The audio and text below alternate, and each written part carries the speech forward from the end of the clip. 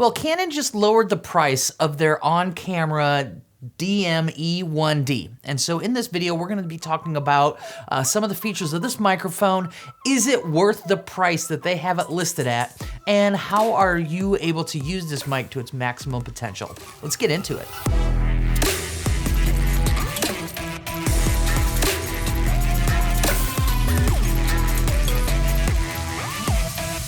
Well, hey, what's up? My name is Tony and I'm a filmmaker and photographer in the St. Louis area. Today we are talking about Canon's microphone. You may not even know that Canon made one. And I think the reason why is because when they released this thing, it was $299. And for an on-camera shotgun mic, that's pretty expensive. I didn't even look at it because I was like, there's no way I'm paying that. The other reason that this microphone is pretty unique is that it has to be used with their new hot shoes, the ones that have the multifunction in there. So you're looking at the Canon R5C, you're looking at the Canon R5 Mark II, you're looking at the R6 Mark II, the original EOS R, the EOS R5, the EOS R6 can't use this microphone. You have to have that multifunction one. So they released this microphone for $299, which is a lot of money. Just recently, in the past week, they've dropped the price to $199 for the standard price. Now, I'm sure we're gonna see some sale prices and things like that, but at $199, that makes this a competitive microphone to some of the offerings from Rode and Deity and Shure.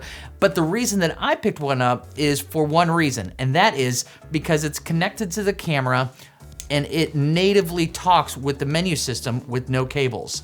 Also, it's a nice digital signal. So right there, you're gonna not have another fail point from something like this, which is one of the reasons why I bought it. Now, I love this microphone. This is the Rode Video Mic Go 2. They don't even make it anymore, but they came out with this microphone and I loved it. It has USB-C, so I can use it with my iPad and plug it in there and it sounds really good. Or you can use this headphone jack cable that you plug in.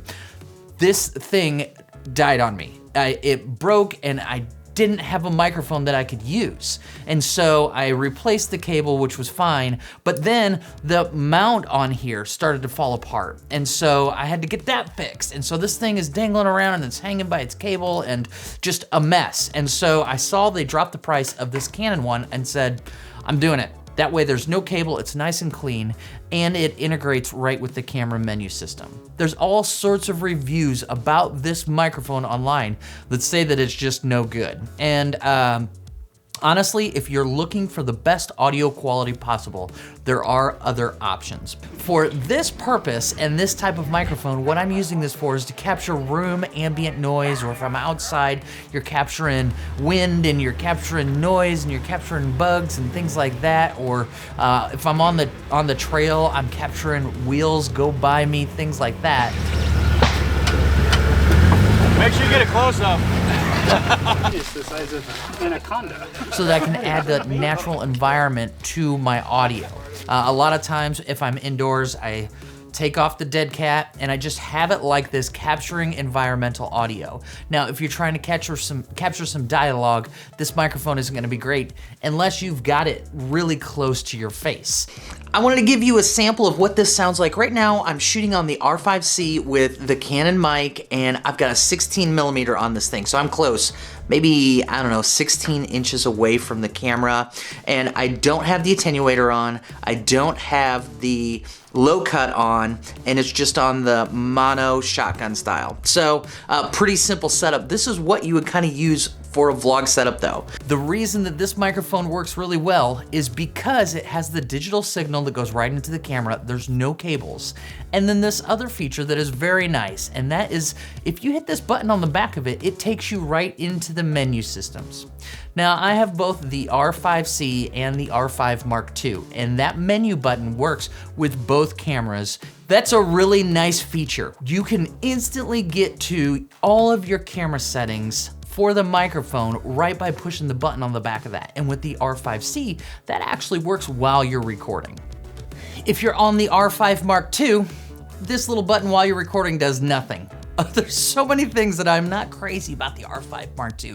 We'll talk about that in a different video though. Today we're talking about this microphone. Once you hit that button, it shows you a couple different things. One, it shows you the mic attenuator. It shows you a low cutoff, and then it also shows you the mic directionality. So when we start talking about this microphone and some of the settings that kind of set it apart from some of these other ones, most of these on-camera shotgun mics are just mono signal. This one has the option to do shotgun style where it's just coming straight out, and that is mono. But then it also has two different versions of stereo mode where it does a 90 degree and then 120 degree. And so if you want a really widespread, you use that 90 degree, letting you have stereo sound. So if I'm filming a Jeep and it's driving by me, you're gonna hear it go left to right with that natural audio, which is really nice. That's a great feature. Then you also can use it mono style if you want. So looking at these other settings that this thing pulls up, the attenuator, which is really nice, is a lot of times when you are using microphones like this, or at least me, I leave it on auto because what I want is it to just kind of determine what the volume level is. But a lot of times if the volume gets too loud, your preamp in the camera starts to compress that image, and there's not much you can do because it wants to keep the volume loud, but then it kind of crunches it and squishes it all together. Well, if you turn on the attenuator, it actually lowers the volume level of the microphone input, giving it a little bit more range, which I like. So if you're in a loud environment and you're just struggling to hear the dynamics in that microphone, you put on that attenuator, and all of a sudden your audio is gonna be a lot easier to manipulate in post-processing. Let me turn on the attenuator and show you the difference. Okay, now the attenuator's on. This is what it sounds like. There's a big difference because the volume is not peaking while I'm talking. It's kind of doing a good job of lowering that volume because I was talking so loud, making it sound quite a bit better. Now, another thing that you may or may not notice from the pictures online is that this microphone actually has a little bit of a stabilizer here built into this body. So it does come with a stabilizer to help with that audio. It also comes with a dead cap, so you don't have to pay extra for that. One other thing that is really nice is that this is powered by the camera itself. Now, one of the big advantages of that is I had a Rode NTG. Sounded great. I love that microphone. But the problem I had with it is I never knew how much battery I had left in it. So I was constantly worried about batteries. This has power built in. That's one of the reasons why I started using this Video Mic Go over the NTG, because I just didn't ever have to worry about battery. Yes, the NTG maybe sounded a little bit better, but the way that I'm using these microphones, it just didn't matter. Now, there's one big drawback of the style with this kind of microphone. It has to be plugged into the hot shoe. There is an extension cable, but it's only like 18 inches and it's proprietary Canon, so it's gonna be stupid expensive. There are times when what I'll do is I will dismount this microphone, I will mount this to a cable or something and hang it closer to my subject. You can't do that with this one. This one is built into the camera and that's the only option you have. Now, can we talk about some specs?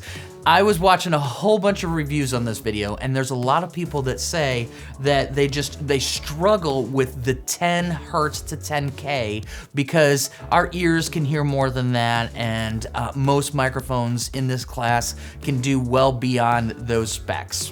From my opinion though, I have not noticed that it sounds really terrible or unusable. Once again, I'm not trying to record audio that is very important. If I'm trying to get a dialogue voice that's gonna be the main driver of all of my audio, then I'm not gonna use this microphone. This microphone for me is on-camera microphone. This is one step better than just internal scratch audio. And the reason that it's better is when you're moving the buttons and things like that, you're gonna hear that in your audio on the camera. This is gonna pick up environmental noise. It's gonna pick up different things that are gonna be really useful that supplement your core dialogue, or they add in environmental feeling to a video that you're trying to portray. Once again, the audio sounds fine. I'm not noticing any audio that sounds like it's getting cut off, and if I wanna exaggerate it a little bit or manipulate it or color it in post-processing, it's totally fine for me. So if you're interested in seeing the specs and how well it goes, I've linked a video that I watched that I thought really proved the fact that this microphone goes well beyond the specs that Canon says. Watch that video. I'm not even sure who it is, but I thought it was a great video and kind of proved this point that it doesn't necessarily need to be anything more than what it is. So I want to hear from you. What are some of the questions that you have? Make sure to leave those in the comment section, and I'm curious to just hear what you think. Let me know if you think that this is a worthwhile purchase, or if you're gonna stick to the Rode mic that you've been using. Maybe you're a big fan of the Shure mics. Those are really nice too. But for me, I think I'm gonna give this guy a test and see how it works for a while. All right, guys, well, that's it. If you have questions about how to mount a microphone off camera, watch this video that I have listed in the description, because that gives you all sorts of tips and tricks on how to use these little shotgun mics. I'll see you in the next one.